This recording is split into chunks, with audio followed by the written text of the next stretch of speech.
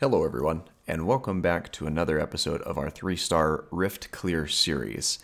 Today, we will be diving into the next set of rifts. Now, I know I said in the last video that we were going to be moving over, transitioning to the Sigma rifts, but what we will actually be doing is moving along to the Lambda Rifts. Now, this is the last set of rifts that open up after you have cleared or gotten into the superior difficulty, so we will be focusing on the rifts that are currently outlined on your screen. Now, before we jump into these rifts, if you are enjoying the content, don't forget to subscribe down below, as the subscription is free and easy, and feel free to leave a like and a comment on the video letting me know what your thoughts are. Without further ado, let's jump into today's rifts. Rift number 1 is a level 40 survival rift where the objective is to defeat Destroyer. Now, Destroyer is a little bit of a tedious fight, but there are some mechanics that certainly help you out with it. Of course, we get the clear for the first star. The second star requires you to deal 500,000 damage or more using extreme attacks.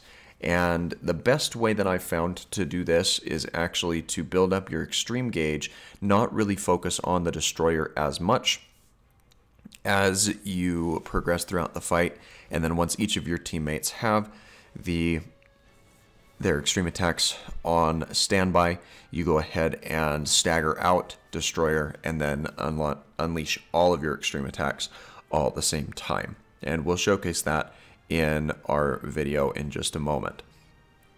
The other objective that you need is to get through this without having any team members incapacitated, which is made a lot easier based off of the quirk of this fight, where your HP slowly drops, but dealing damage to opponents' heals. And this does include not only the grunts that pop up during the fight, but also Destroyer himself. So luckily, there's not a time constraint on this fight. We just need to focus on getting that damage and not dying.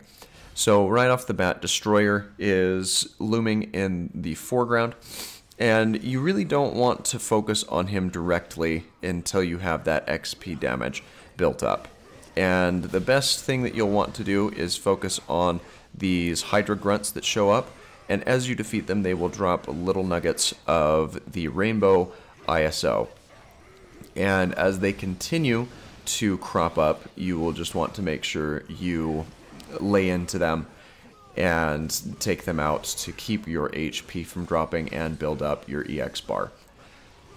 Now, you do need to keep a mindful eye on the rest of your team members, as all of them are not as resourceful as you might hope that they would otherwise be.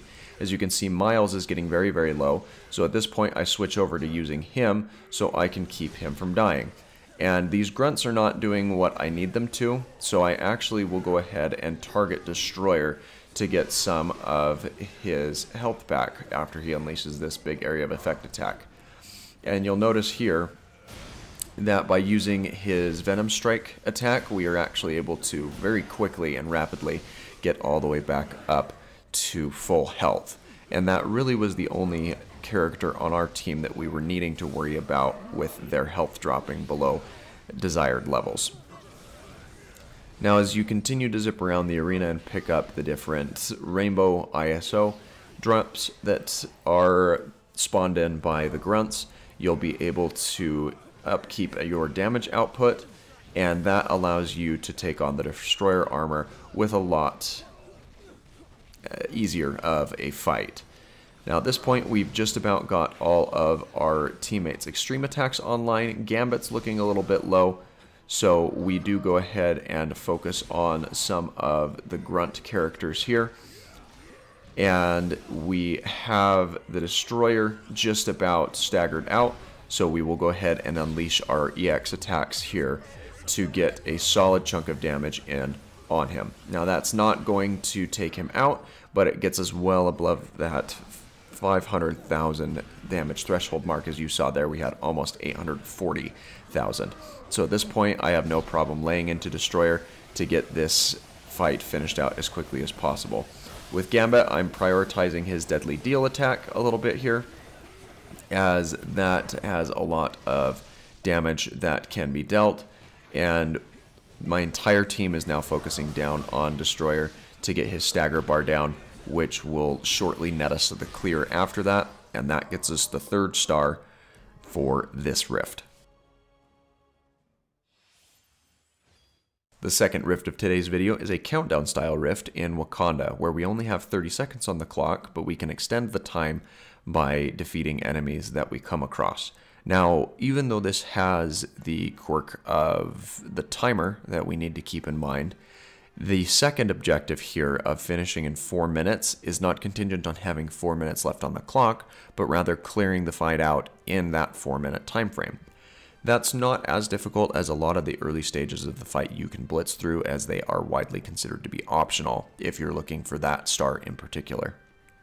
But the final one, the defeat 80 enemies, that one is a little bit more of a technical undertaking, as you need to know exactly where the enemies spawn in order to obtain that 80 number defeat.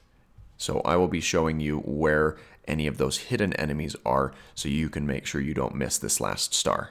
So right off the bat, we rush in to this area, which starts off with just a couple of basic aim grunts. And we don't need to really focus on these guys as much if we're going for time, but we certainly want to make sure that we take them down if we're looking for the time trial here. Now, there are a couple of snipers that are pent up across this map from time to time, but Wolverine is one of the better characters to rush him down with because of his adamantium uppercut and the damage output that comes from there. Similarly, Wolverine is one of the better characters to use against the green aim soldiers, as you can restrict the amount of this contagion spray that they are spreading about. Now, back here, yes, it only appears that there is a little resource box, but there are a couple of enemies that spawn out of there upon approaching that area, so you want to make sure you dip back into that corner if you're just missing your 80-person threshold. And it is early enough on where you wouldn't be able to backtrack and go back to that if you've missed anything, especially where this is on a timer. Continuing forward, we've got this little hall or passage, and there are a couple of enemies right here in this little plaza and opening, but it's really not anything too devastating. There are a couple of snipers hanging out back here in the corner, but Wolverine is able to rush them down pretty well and take them out. From there, we resort back to some of our adamantium uppercuts with these green aim soldiers, and that proves to be pretty short work, in all honesty. Nothing out of this little alcove here, but it doesn't hurt to kind of scour and look around. But over across the way, instead of turning right to progress through the level, you'll want to come up across this area to take out that sniper, as well as break down this wall, because back behind it, there are some more enemies. There's about 5 of them pent up back here, stashed away with that resource box. So make sure that you grab those guys as well.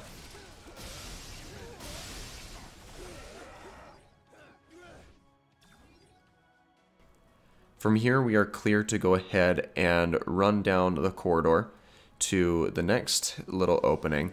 And the first couple of people that we'll want to take out immediately are these snipers up on this little terrace, but Wolverine makes quick work of them.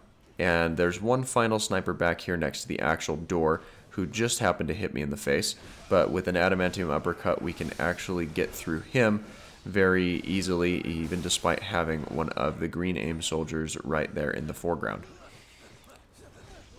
Now, there's still a couple of these green guys wreaking havoc on the rest of my team, so I am going to double back and take them out quickly with Wolverine, which should leave us clear to take out the remainder of the fighters that are still roaming about.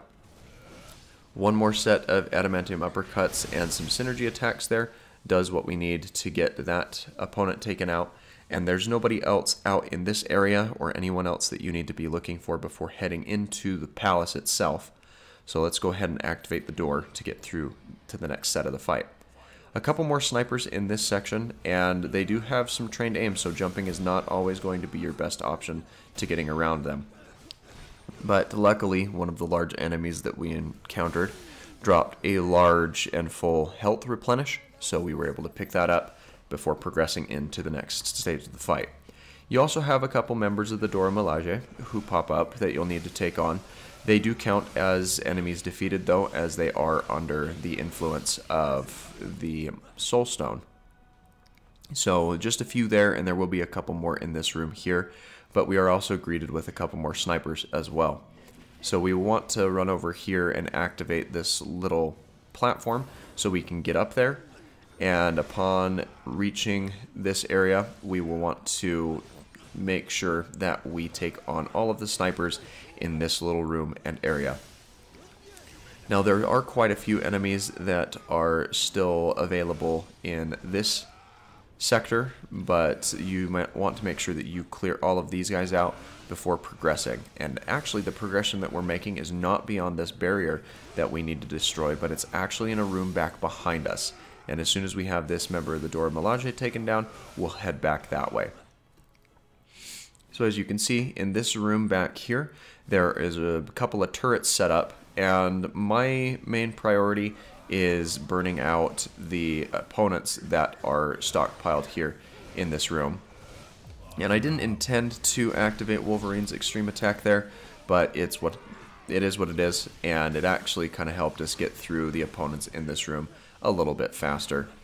Now, I did want to take a moment to take out these little automated turrets, as they are causing more of a nuisance than what is absolutely necessary.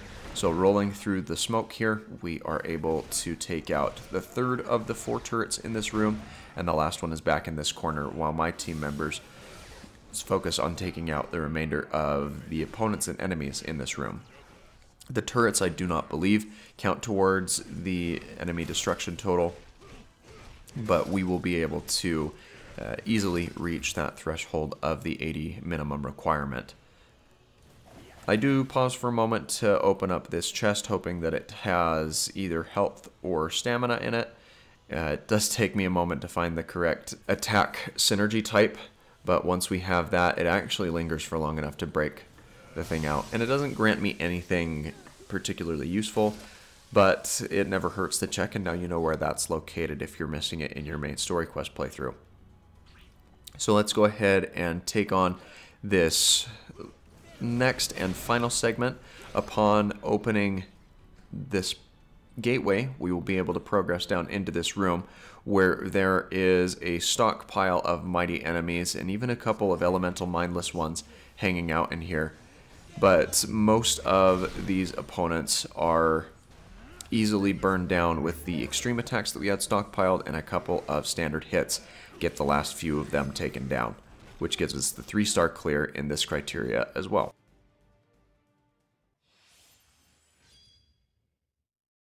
The third rift of today's video is the level 42 boost rift, where our objective is defeating Viking souls and Hydra soldiers. This one has increased damage for friend and foe, but in all consideration, it's not that difficult to get through, especially because the criteria is getting 3 or fewer teammates incapacitated, which has a lot of room for leeway, actually, as well as dealing 2,300,000 damage or more using abilities. But you're going to be spamming your abilities anyway, with the intention of getting the most amount of damage that you can and the quickest rip through of these enemies before they take you out with their own amped up hits. So this is a pretty linear path through the temples of Asgard, and what you'll want to do is just use as many abilities and synergies as you can as you are progressing through this fight.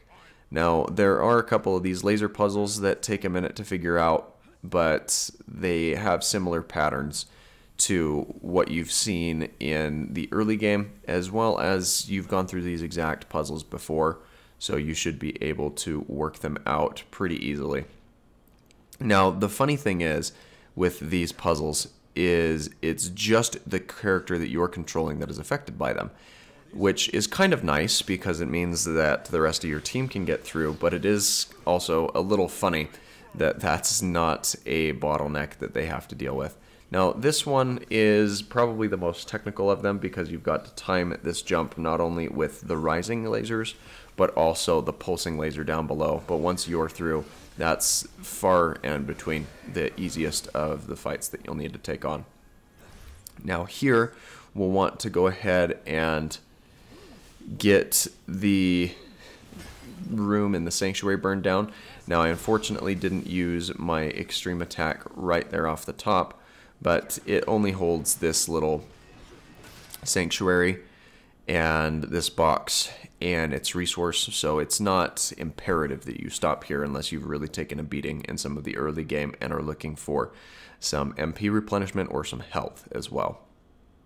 Now in this room we have a couple of the enemies that throw axes, which are quite annoying to have to deal with, but Gambit makes some pretty quick work of them, if we're being completely honest, with his dangerous ground as well as his deadly deal. As we continue through the halls of Asgard, we come into this final confrontation area where there will be a total of 28 enemies that continue to spawn in that we'll need to take out. And to easily get up to that damage threshold that we're looking for, we will want to have Gambit lay down some of his dangerous ground, as well as prioritizing the use of Miles' Electroweb. And Miles is frail, to say the least, or at least he's taken a lot of damage here initially that could have probably been avoided otherwise, and one of those big Asgard warriors takes him out pretty handily.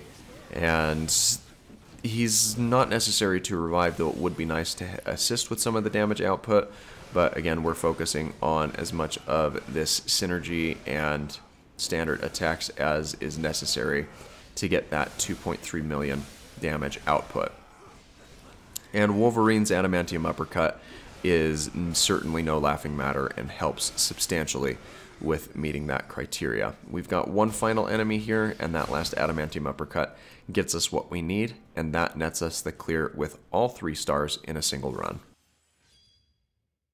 Rift number 4 we'll be looking at today is the level 46 ability trial, where we have to defeat Klaw. And conversely to one of the last rifts that we've seen him in, this one requires that abilities and synergies do more damage, but everything else, including EX attacks, do less damage. To get through this, we need to prioritize 1 or fewer teammate incapacitations, as well as finishing the fight in 4 minutes time. And it's the 4-minute run that I'll be showcasing to you now, as that's the slightly more technical of the two. Now right off the bat, we'll want to move in on these opponents that we're facing off against. And it's important to note that you do not have to use the rockets that are given to you to take out these turrets, or the ability attacks that you have are pretty useful at taking them down. Now there is one final turret that's up here, but unfortunately Gambit goes down very, very early. So we'll need to focus on taking out the remainder of these snipers to assure that we're not taking any extra unnecessary casualties, especially because we haven't even gotten to the main boss fight yet. But we'll also drag over this box here in just a moment to make sure that we can take out the remainder of that turret. And we're really just kind of spamming as many of these ability and synergy attacks as is necessary to assure that all of our team members can stay on their feet while succeeding to take out the opponents that are in the neighboring area as well. And Thanos, he hits very hard. One of the best attacks for him to use is his pummel, where he will rush in on different opponents in the neighboring area. But it also is a useful attack of his where he teleports around the battlefield and hones in on the enemies that are remaining. With all of the opponents taken out of this first area, the next thing that we'll need to do is free the Panther statue, but that's made slightly difficult based off of the laser that is shot right down the middle of the walkway from time to time. Now, Wolverine is probably the best at taking out those control towers for them, and you'll just want to zigzag back and forth across this channel and take a moment or two to eliminate the snipers that are in this zone. But at this point, it's really just kind of getting through to that last section And we are just about there, and one final jump will get us over to these control towers. With our boosted damage output, we actually can free up these towers with one single adamantium uppercut per radio tower, and that nets us what we need in order to progress into the final stage in the fight against Klaw. A couple of cinematics will play, and as soon as that panther is stored away, it will zoom us back to the team that we have here, and we will want to rush down Klaw as he stands in the middle of this little arena, which he does box you into. But it's, other than that, it's pretty similar to what you've seen with the main story quest playthrough even. Now, we've just about got Klaw's stagger taken down, and it's important to note that your EX attacks are not going to be as useful here as you'd like them to be. So go ahead and focus on maintaining the use of your abilities, as that is going to be your best source of damage output against Klaw. He only has 2 phases, though admittedly the first phase ends at his 70 or 75% health mark. So we'll want to focus on as many of our synergy and ability attacks as we can. But from here, we've just about got him down, and one final adamantium uppercut from Wolverine will net us the 3-star clear here.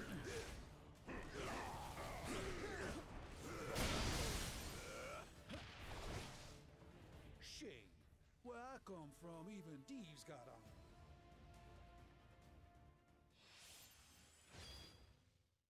The final rift that we'll be looking at today is a level 49 Rush Rift, where the objective is to defeat 50 enemies or more in Knowhere. And this is made a little easier given that friend and foe alike will deal increased damage over time, and there is a 4-minute time limit where you need to accomplish this. Now, getting the 50 enemies cleared out isn't any struggle at all. However, the secondary task of getting 6 million plus damage, that's going to be very easy, especially where you're dealing increased amounts of damage across the fight. And getting the 85 enemies can be a little bit tricky, but there are a few tips that will assist you in that endeavor. So we'll go ahead and focus on that in the segment that we'll watch right now. So we have a couple of aim soldiers that come in right off the bat, and we'll initially focus on getting a bunch of damage in with Miles and his Venoshock attack. Now, periodically you will have bosses or boss characters showing up, the first of which is Spider-Gwen, and she can be a little bit annoying because her web shots will stagger you out of your own extreme attack or your own ability attack animations. So it can be a little frustrating as she zips around and pounds onto the ground and does a bunch of other attacks, but as long as you are able to plan accordingly, you will be able to take her on and eliminate her out of the fight. One more set of Venoshocks from Miles should allow us to take her out, and then we can focus on the remainder of the grunts in this fight until the next boss character shows up. Resorting back over to Wolverine's Adamantium Uppercut, that's going to take out the remainder of the larger enemies with the stagger bars, and Dr. Octopus is the next boss character to show up, and we are wanting to use Wolverine for the main depletion of his stagger bar, as well as dumping all of our extreme attacks into the neighboring area and the opponents that are still here as well. Now, the extreme attacks are not as useful this early in the game, but you want to get them out while you can, as it is extra damage output, and they're not to be underestimated, but they certainly become a lot more useful later on as there are increased damage being dealt by each of the members of your team. Once again, we have Dr. Octopus taken out with the Adamantium Uppercut, and we're actually looking pretty good on time.